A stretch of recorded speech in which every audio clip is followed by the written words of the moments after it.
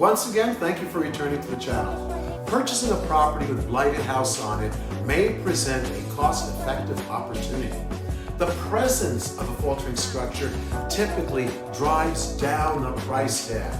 Once you buy the parcel and building, you must carefully consider whether razing or restoring makes the most sense. Rather than move forward with a predetermined idea about the next step, conducting due diligence that includes the following can help you make an informed long-term economic decision. What is your long-term living space goals? Before hiring a contractor to demolish the building or improve structural elements, take a moment to think about the future. Consider what you envisioned when you bought the property. Now that you are ready to move forward with construction, does that vision necessarily require starting from scratch?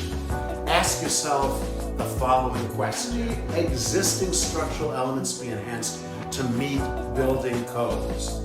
Could existing materials effectively be left in place? Is there an opportunity to repurpose lumber and other materials?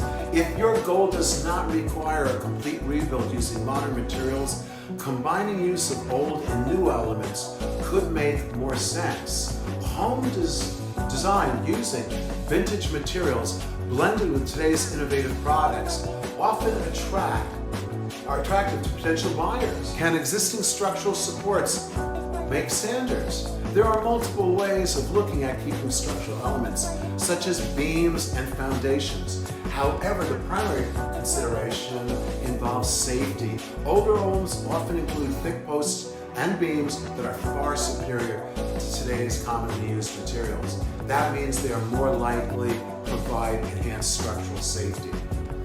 By that same token, termites, carpenter ants, dry rot, and powder post beetles may reduce their structural integrity. Before a builder proceeds, it is critical to inspect structural to determine soundness and strength of these materials if they meet or exceed today's stringent building codes. They can be a boom. Even if they require modest enhancements, existing structural supports can prove to be cost-effective assets. Determining the costs. Using a calculator to add up the cost of razing permits, demolition, hauling away debris seems simpler than it is. You may discover unattested obstacles that ramp up your cost. These may include the following. Local historical societies could object and force you to negotiate a challenging bureaucracy to secure demolition permits. Environmental groups and agents sometimes require extensive safeguards to raise a structure near wetlands. Local zoning regulations restrict new construction designs and sizes. Recently created flow zone mapping could require new construction builds, elevate houses per foundation. The key takeaway is that existing structural elements typically do not fall under these newly minted regulations. Even reasonable structural upgrades may not necessarily satisfy the more stringent guidelines.